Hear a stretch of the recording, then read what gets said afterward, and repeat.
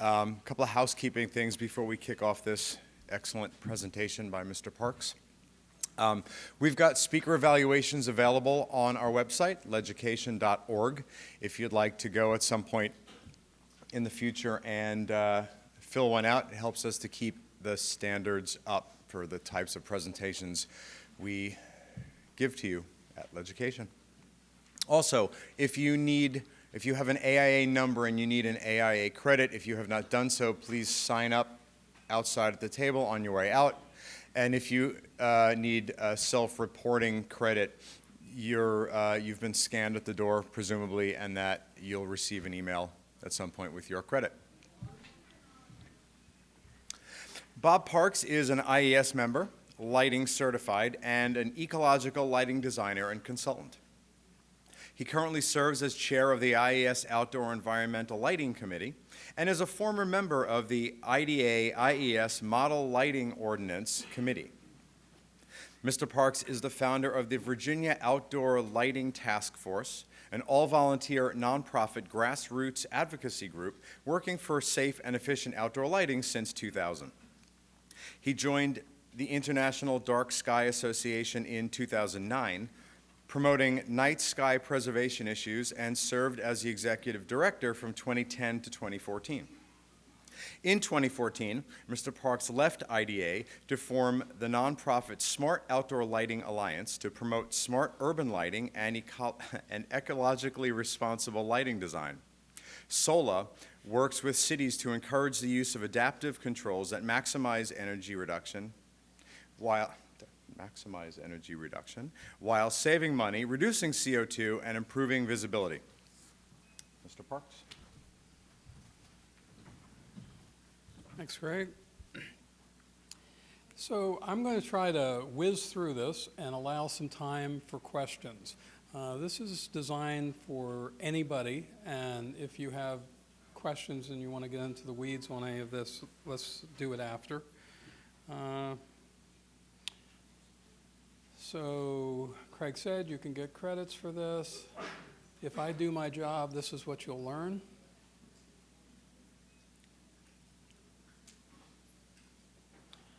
And we're off. In any discussion of outdoor lighting and public lighting, it's important to start with the basic reason we do it. Because unfortunately, a lot of people doing outdoor lighting and doing public lighting never really think about this. So if we're not doing outdoor lighting to improve visibility, then we shouldn't be doing it. I mean, just pure and simple, at a baseline, if we're not doing this, we need to rethink what we're doing. But since Edison's time, what we've been doing with outdoor lighting is extending the day. We make it possible for the public to do things that 100 years ago they wouldn't have done after dark. So with public lighting, they feel comfortable going to the city at night and doing activities that enhance commerce. And we have to acknowledge that while that is what most lighting companies understand about public lighting, we have to worry about the other aspects, and we'll get to those. The real reason we do outdoor lighting is to make the public feel safe, okay? But I want to be clear, the difference between feel safe and being safe. They are not the same thing, and they are conflated a lot of the time. But why cities do lighting is because they're afraid of being sued. Okay, they want to do public lighting that's defensible in court to keep them from being sued on a regular basis. The larger the city, the more likely they're getting a lot of frivolous lawsuits on lighting. But circle back to the reason we do lighting is that we are all afraid of the dark, and that is driving all forms of lighting.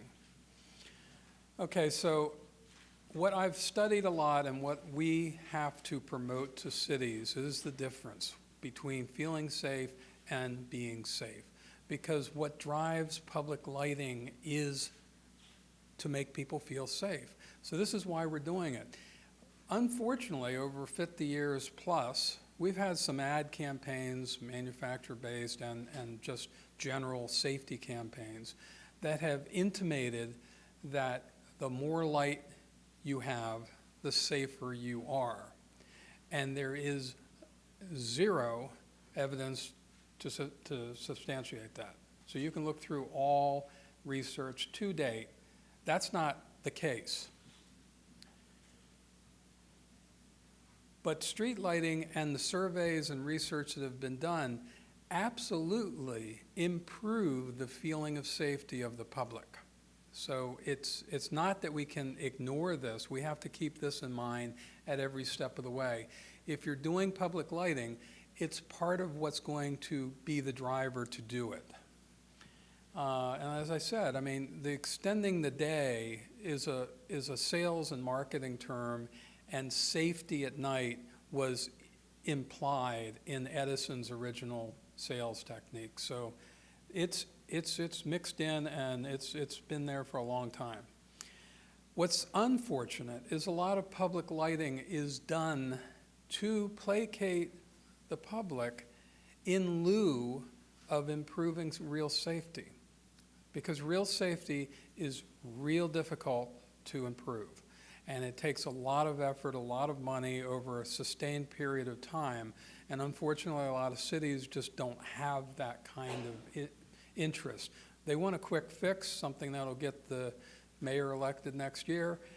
You can put up a lot of lighting really quickly for a limited amount of money, and you will get votes. The best study I can point you to is the Chicago Alley Lighting Initiative, which was done by Mayor Daley. The idea and the slogan was "Light Our Way Out of Crime." And I mean, it was just that clear and just that simple, is that they were going to overlight 300% to 400% every area that was in a high crime area. So first of all, they decided where the problem was, and then they decided the tool was going to be overlighting. So alleys that had little or no lighting for 50 years, you could land a plane down those alleys because they were lit so brightly. And the problem is, a couple years later, they had a group come in and do the research, and they had good baseline data for areas that didn't get any enhanced lighting, and they compared them. And across the board, the areas that got no increased lighting actually showed decreases in all crime related to the national decrease in that crime.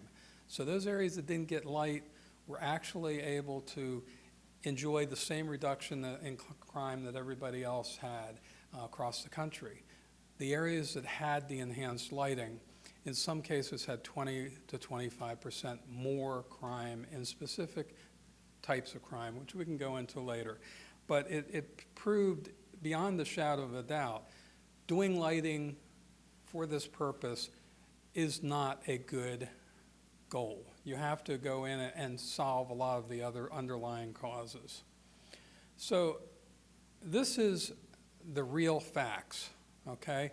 This is a graph showing crime from 1990 to 2014, and it shows you, this is violent crime, just so you know, and it shows you the trend, and the trend has been breathtaking over that period of time. So we are at a point with the lowest crime, the lowest violent crime. However, we are also at a time where the public feels less safe than they did 5 years ago. If you match that up on subjective surveys, ever since 9/11, people feel crime is actually increasing. So you have some conflicting data. So I go through this to give you the 30,000 view of lighting. Okay, 80% of outdoor lighting is used for commercial and public exterior lighting. We have 750 million outdoor lighting fixtures worldwide. And USA, we have a real lion's share of it. 160 million of those are just in the US. So our estimates, and this is a long-term project, is that in reality we waste approximately 60 to 70% of our energy on outdoor lighting today. First off, the easy one is unwarranted. When you're putting up outdoor lighting that really has no need, but you're just doing it out of memory and rote. And overlighting is probably the most logical. I mean, that's the one people think of. If you overlight an area to increase safety, and give you an example, New York City, when they chose to replace their streetlights starting a couple years ago, they were already overlighting 200 to 300% over IES min, okay? That was with HPS. They made the bold decision to continue with LED. So now as they're replacing the LED, it's 200 to 300% higher than it needs to be. And it is getting the lowest energy reduction in any LED project to date. They are claiming 30% reduction with this conversion to LED. Other cities are getting 40 to 50% without any controls. So, and then not dimming and or using a curfew is another 25% of your energy.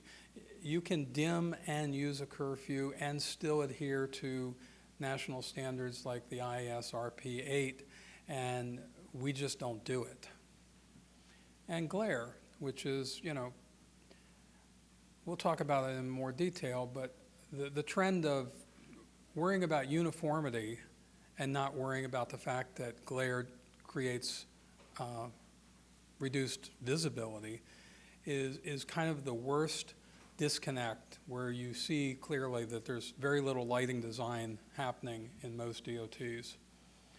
And then uplight is actually a less significant portion, but it's there, especially with decoratives. So approximate wasted energy, 1.1 petawatts or petawatt hours annually. That's something I had to actually look up, but it's a lot. And it's the equivalent of running 500 power plants full blast just to cover the wasted energy. You could power 7,750,000 homes with what we waste annually. This is worldwide, so it's not just the US. And it's producing 750 million tons of CO2 that we just really can't afford to produce. And the cost is about $110 billion just for the wasted energy. Okay, a lot of people are probably coming to the talk because of the AMA report. And there's a lot of misinformation out there, and I don't agree with all of it, but I want to walk you through what it's basically saying, and then we can talk about some other recommendations. So they are, in the report, the main thing that they're concerned about is the blue-rich white light having an increased perception of glare.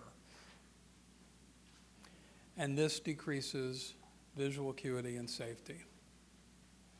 And it increases circadian disruption. This, I'm going to weigh in on, it does for every species on the planet except maybe humans, okay? So that's kind of where we come from, is that when we talk about outdoor lighting, we seldom are concerned about anybody but ourselves. But there are every other species of nocturnal animal, plant, living under these conditions are significantly impacted by light at night, and they're going to be more impacted as we switch from HPS to broad spectrum white light. So circadian disruption in any species reduces the quantity and quality of sleep. That's the big takeaway. if you're overlighting with broad spectrum light in an urban environment, you are going to change the nocturnal environment. I mean, absolutely. It's questionable how much time we actually spend, we as humans actually spend outdoors, and whether that time is actually being impacted enough to cause circadian disruption in humans. Some of the studies I've read show we spend less than 10% of our time outdoors. So if you're only outdoors 10% of your day, and you're exposed to high blue content LED light, even if you're getting it right before you go to bed, it probably isn't equaling what you're getting looking at your laptop or looking at your TV. Those things are concentrated high blue content light that's being beamed into your eyes a foot or two away. So it's a dose and duration issue. How long are you exposed to it and how much are you exposed to it? Does it trip a threshold where it actually is reducing your melatonin, and then you're going to have sleep disruption and a lot of other bad things associated with that. But once again, I want to reiterate, it absolutely is affecting ecology, and too few people are actually concerned about that. So the AMA recommendation is to use 3000 K or less to minimize the short wavelength spectral power distribution, and to reduce adverse impact from glare, light trespass, and sky glow. Coming from, as the executive director of the IDA, that's what we've been pushing for the last 25 years or so. And minimizing circadian disruption. And they actually do mention reducing ecological impact. So my organization's primary goal is to promote quality outdoor lighting. And unfortunately, if you look around the country and the world, that's not a priority in most public lighting. Most public lighting is being done for the maximum lumens for the least amount of money, and the design shows it. If you're not focused on visibility as much as the cost, you will get an inferior product. So using appropriate color temperature is just one easy way to increase the quality of the lighting design. There's a lot of survey data, a lot of informal subjective research out there, and in only one place I know of in the world is high CCT, broad spectrum white light preferred, and that's actually in Asia. And there's cultural reasons for it. But in most other areas of the world, we're coming from a very low color temperature. HPS is 1800 to 2000 K CCT. So the shock value of going from that to 4000 K or more is dramatic. And it does two or three things. It changes the character and ambiance of a community instantaneously, like you flipped a switch.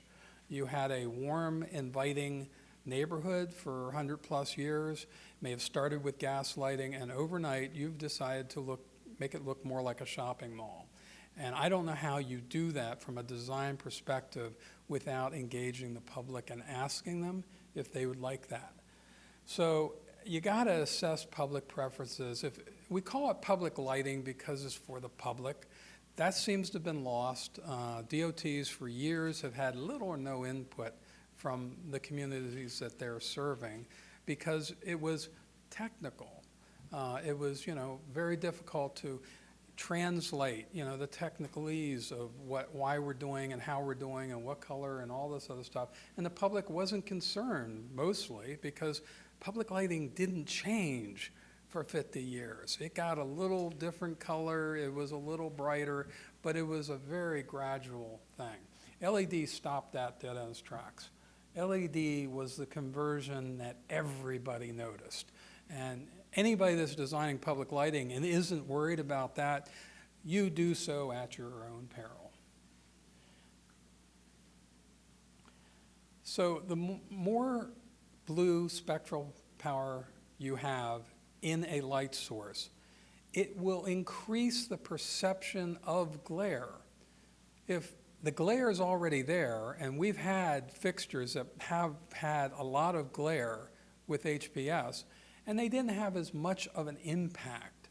But as soon as you switch to broad spectrum white light, even if you put it in the exact same fixture that you had, people are going to start really sitting up and taking notice at the glare, because it's not disability in most cases, but it's definitely going to make them feel uncomfortable. So you have discomfort glare. So when we do this, we have to rethink everything. Unfortunately, we're not rethinking everything, and that's part of what we're going to talk about here. But that glare is also going to make light trespass, what's coming in your bedroom window, and has existed for 50 years maybe, really become obnoxious.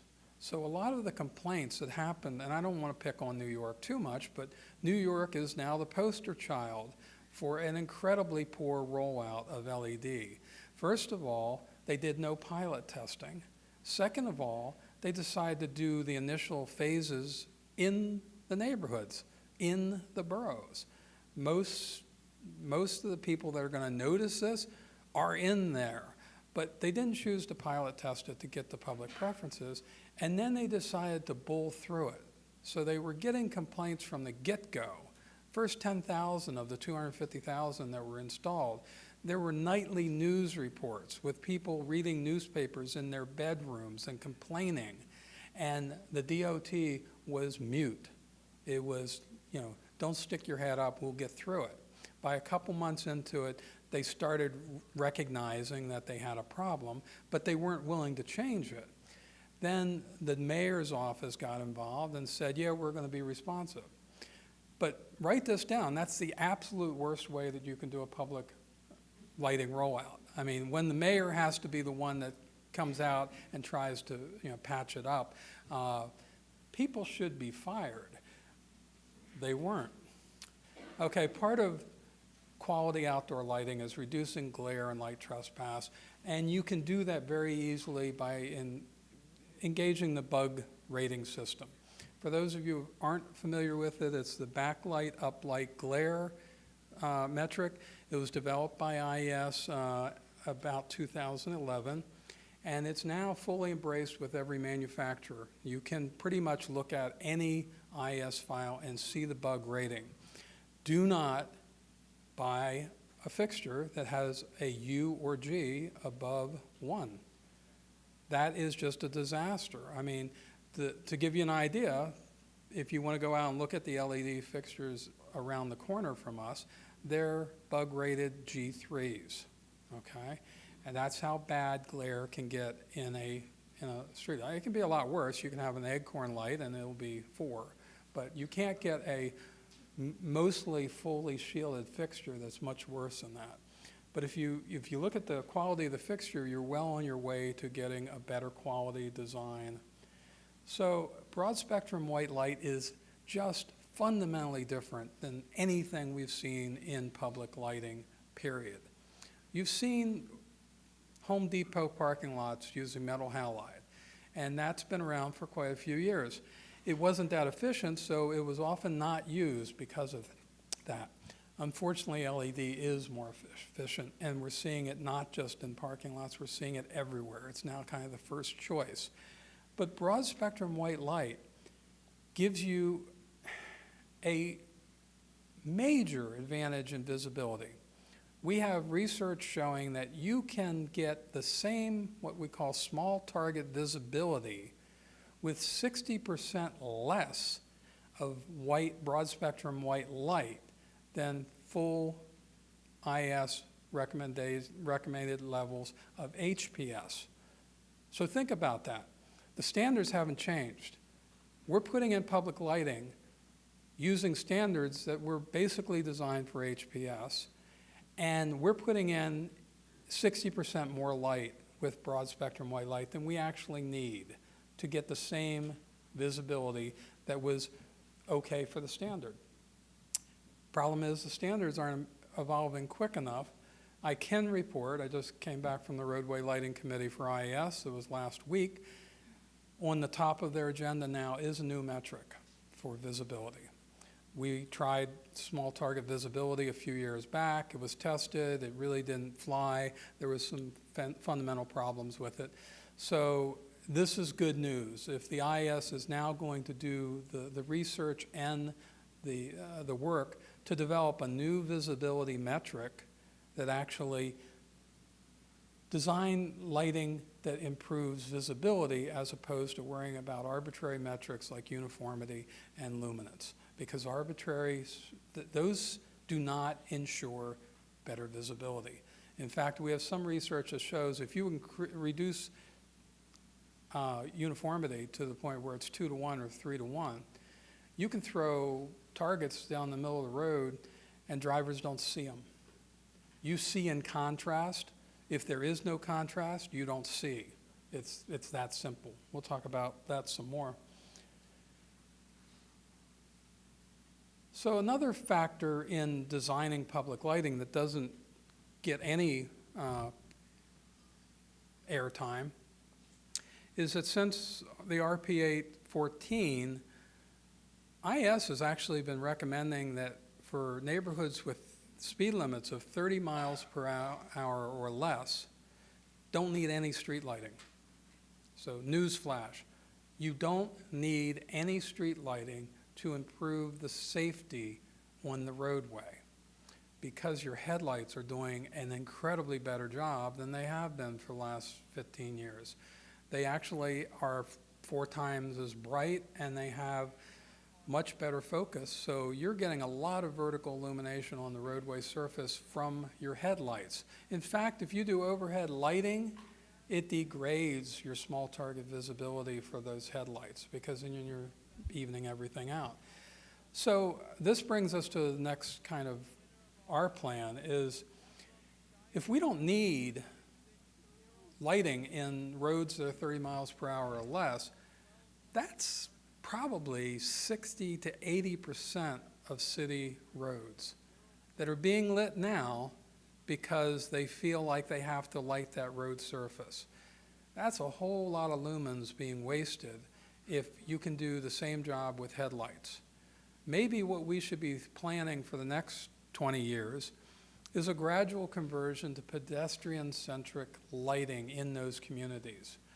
So instead of lighting the road surface, the way we light roads in local roads now is we blast it on the road and hope a little bit spills on the sidewalks so that you can see. And there's a metric for that, and sometimes we meet it. But what if we flipped it on its head and we lit the sidewalks? We did a lot better job on crosswalks and intersections and the places where people get killed, and stop worrying about the road surface.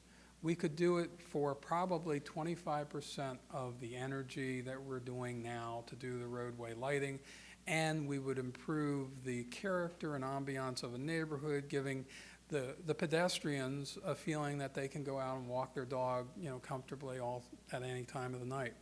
So that's part of what my organization is promoting. But we have to use controls. I mean, controls have not really been ready for prime time until the last couple years, but I'm here to announce they are way ready for prime time. There are some incredibly good installations using them. And there's just this resistance to added capital cost and complexity. The two things, one scares the crap out of the mayor's office, the other one scares the crap out of the DOT. Okay, so you've got two factors that are posing a real sticking point for cities to consider controls. New York City, perfect example, they didn't want them. They had no interest in them whatsoever, and they didn't put them in. Los Angeles, I spoke to them 8 years ago trying to promote controls, and they were going to be the model for the world. They were the first major installation. 140,000 streetlights over a period of 5 or 6 years were replaced. And they were not willing to put in controls, and that was kind of an issue of money. They had just enough money to get through it, and they weren't going to go back to the mayor's office and ask for 25% more. And the lesson to be learned is, as soon as they finished the installation, the very next year, they went back and put controls on all of their fixtures.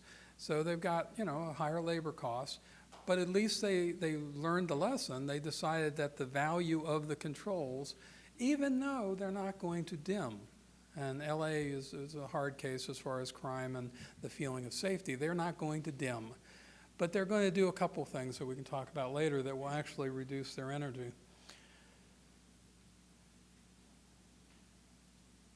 So that's just one quick point. The way you do dimming, the way you do adaptive controls for public lighting is you change the classification of a road based, not the actual road classification, if you're familiar, collector, local, and so on, but within each classification, the main criteria is how much pedestrian to vehicle conflict are you going to have based on a traffic count for that period of time. So at rush hour, you're going to have a much higher traffic count, and by standard, we'll probably use a higher rating within that road classification. What happens 2 to 3 hours after every rush hour is there's nobody on the road, and your volume will reduce by 50% or more. The standard is designed to allow you to reclassify that pedestrian to vehicle conflict, and using the RP8, use 50% less light and still be within the standard. The only problem is 90% of DOTs have not read that part of it.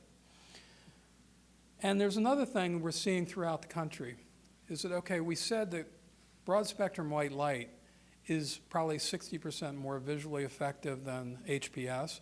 So if we're going to spec it based on what we've been speccing it for HPS, you're going to have way more light than probably the public wants too. And we see this in survey after survey. You put IES minimum for that road classification, and you walk a group of the public through and ask them what they think about it. And uniformly, they say, wow, that's way too much light. I don't have any interest in that much light.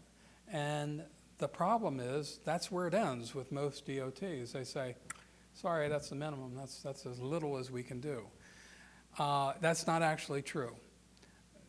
Because legal basis for suing a city is based on not what standard you follow, but that you have a standard that you are following.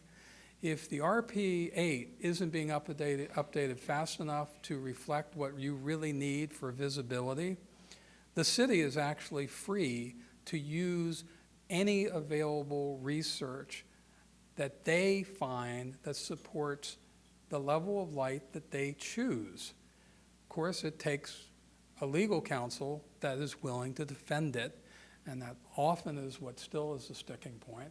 But if you go and you can point to research that says, research shows that the visibility is 60% better with broad spectrum white light, we're going to reduce the lighting by 60%. Davis, California did it. That's what they put it into their policy documents. They are, one of the progressive places that actually responded to the public input. We can talk about that in some more depth. So DOTs need to start engaging experts in design and planning, because they don't have them.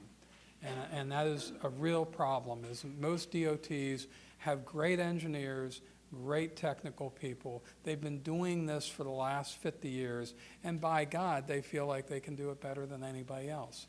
Unfortunately, the hours that they have spent in any sort of lighting design is negligible, and it's not required, and I don't understand why.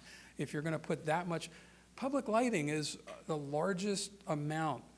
80% of our outdoor lighting is done by DOTs. It's done by cities, and yet that's where the least expertise in lighting design is making the decisions. Pilot test everything. I mean, if you have options in a fixture type, one has a G1 and one has a G2, get both. If you're looking at a difference of color temperature, you want to look at 3,000, why not look at 2,500 too? I mean, use what's available. LED is unbelievably adaptable. We can do anything and everything you want with LED. You just have to specify it. But don't specify in a pilot test the two things that your DOT wants. Take them out, take the public out and say which one you like. One's glary and the other one's not as glary, and one's 4,000K and the other one's 5,000K. You're giving them false choices. They're going to pick 4,000K and the less glary one. That didn't prove that they didn't want 2,700K and no glare. You're not giving them the choices. So if you do a pilot test, do all the options and include controls. Show people what the options are as far as lighting levels. Show them what you can dim to and still use the RP8, and then show them even lower. Show them 40%, show them 25%. And if they all come back and say, oh, that's right, that's exactly what I want, then you have a policy issue to address.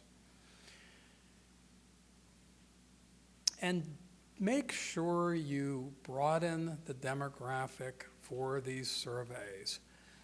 Actively go out and try to get all age groups, all ethnic groups, everybody, because this is a cultural issue. You're going to want to get buy-in from as broad a spectrum of the demographic as you possibly can. So go out of your way to do a good survey. And if you want everybody to show up, use every method you have to engage with them. So you have social media, web, print advertising, direct mail, use it all. Okay, this is a cheap way of getting the right results. And part of what I do with cities is lead town hall meetings. Tell people what you're going to do well before you make the decision to do it. Bring them in, let them express to you. Keep in mind that they're not technically, knowledgeable. You have to do the translation. They're going to tell you what they don't like, and then you have to show them what you can do, and then ask them again, does this do what you need? And whatever you do, don't go through the process and then pick the one that you wanted all along. I mean, that just is going to make your life pure hell after you've installed them. So I'll talk a little bit about it, and this is from the trenches. Lighting standards just can't keep pace with the rapid development of technology. We're trying, but we're volunteer committees, and we can't get enough volunteer hours to revise the documents fast enough. And even when we can, there's no money for research. I mean, money for the technical research that we need for standards dried up about the same time that LED came into play. And a lot of that is the fact that manufacturers used to do most of the R&D. They used to do what we needed to base decisions on, and they did it just as part of due diligence. It's not being done, and if it's being done, it's not being released because it's now proprietary. It's a competitive edge. So you're not going to share it in this rapid competitive environment. You're not going to share it. So once again, what we talked about, luminance and uniformity are really inferior metrics for visibility. We're going to change them. I don't know how long it's going to take, but as I said, the Roadway Lighting Committee is now looking at a new visibility metric.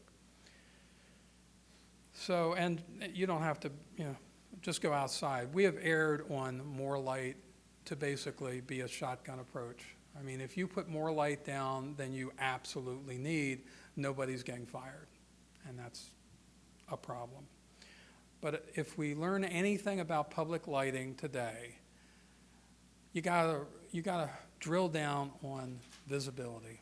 Okay, visibility is not a reflection on the quantity of light or the uniformity of the light.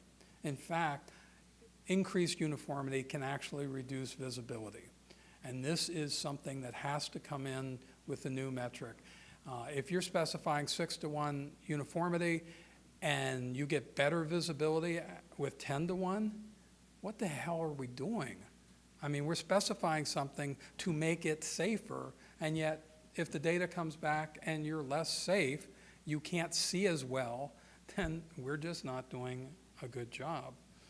And so we know broad spectrum white light is going to, improve visibility, but it's going to improve visibility from two factors. Luminance has always been the prime characteristics of contrast, okay?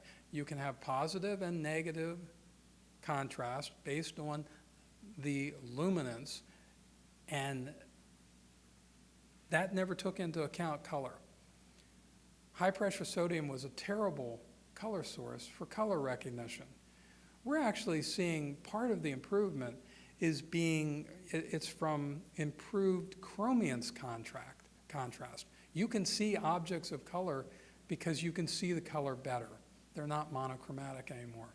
This is all going to play into a new metric.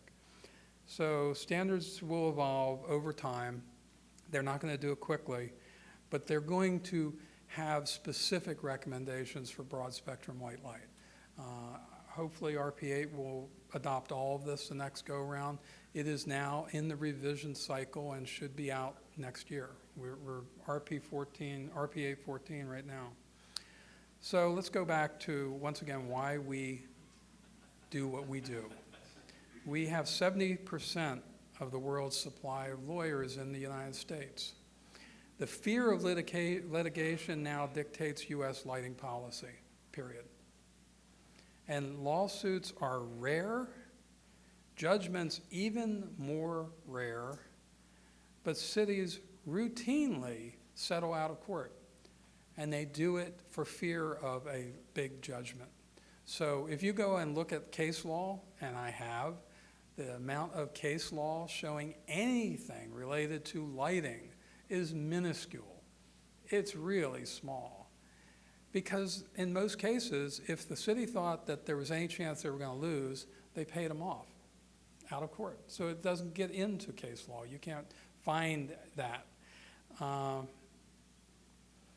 But there's no legal requirement for public lighting. And be really clear. Lawsuits that have gone against cities because they didn't provide lighting are almost non-existent. There's a lot of, claims and people that tried to go that route, but it keeps coming back that the city does not owe it to the public to light an area. What they do owe to the public is once you've decided to do it, to maintain it. Because if you do not maintain the lighting you've installed, you will lose some lawsuits. Ambulance chasers routinely look under an accident, if it was happened at night, were the street lights out? I mean, was a street light out? And if it did have a maintenance problem, that city's going to settle out of court really quickly. So, but don't think adhering to recognized standards protects you from litigation.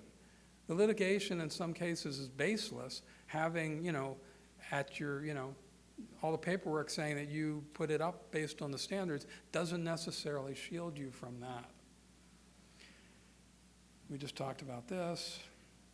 And once again, cities can establish their own standards based on research and community preference. This is a rare instance, but I see it more and more.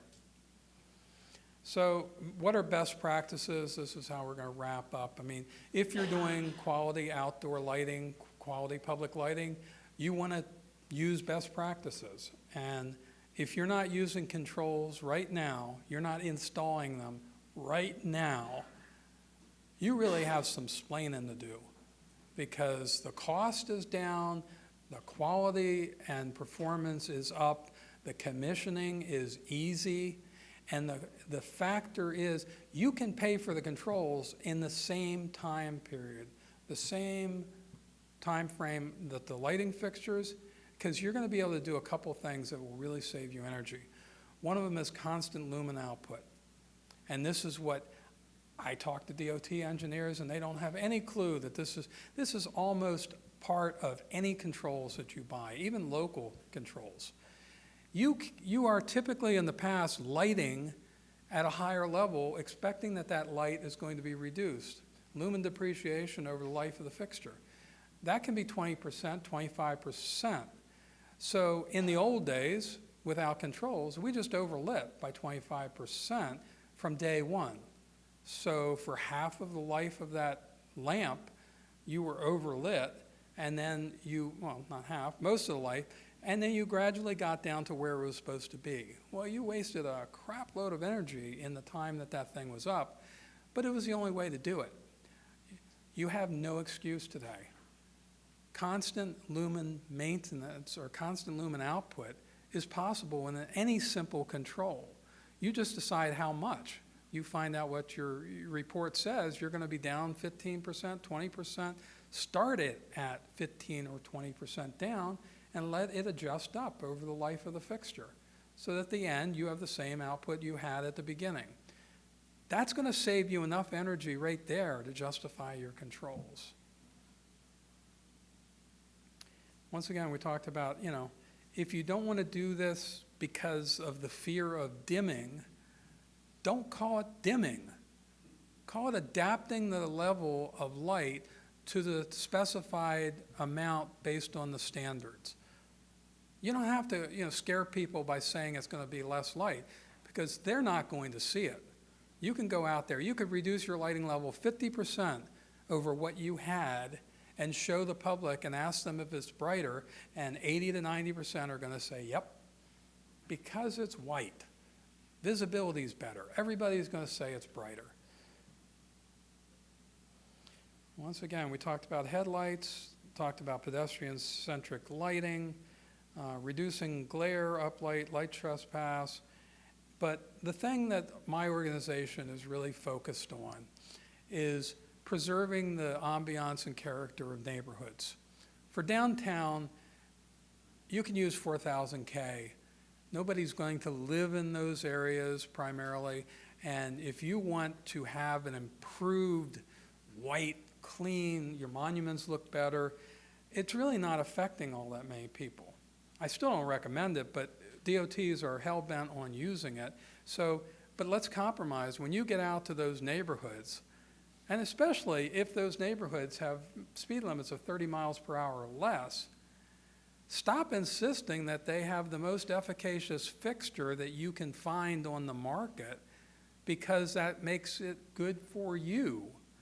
If you're not engaging the public and asking them what's good for them, you need to leave that profession, because we need more people out there in DOTs and city staff that are actually engaged in trying to deliver the best product for the customer. And the customer is the public. And as Craig said, I'm an ecological lighting designer. That's my forte. I know how lighting affects the nocturnal environment, and it's not good. So in downtown New York City, most people's opinion is, well, there isn't any, so why should I care? In every city, you have birds. In every city, you have a lot of nature and ecology. And every one of those trees that's underneath of an LED gets no rest. It's stressed, just like you and I, if we get no rest. Trees need 8 hours of darkness, just like we do. And when they don't get it, they're susceptible for disease and they die. They also are stunted. They won't grow like other trees. So there's ecological impact in what we do. So let's do a better job, and we'll improve all of this at one time. I don't know what time we have, but that's it. And any questions, I'd be happy to entertain.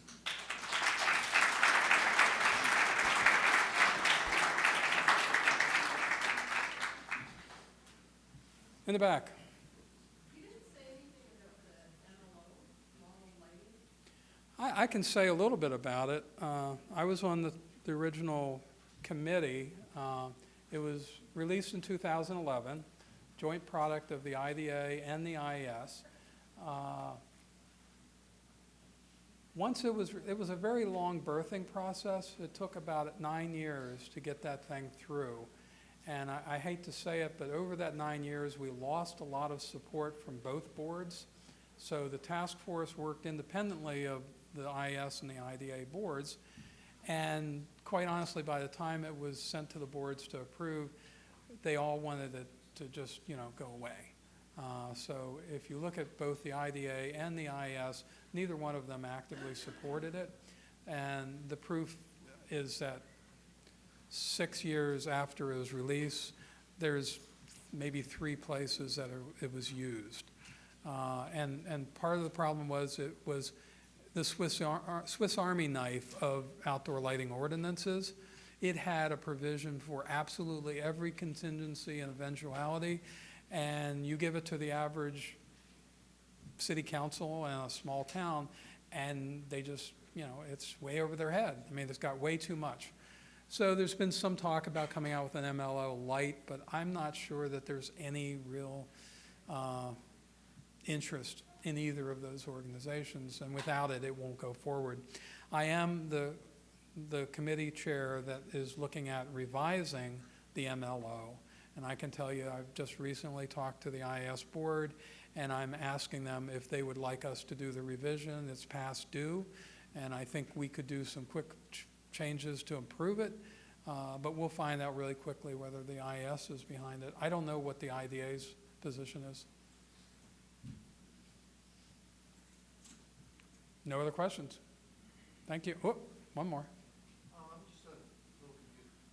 The glare standard, it seems to me like that even with the glare standard, you're really not dealing with peak radiance of the sources in a lot of cases within the field.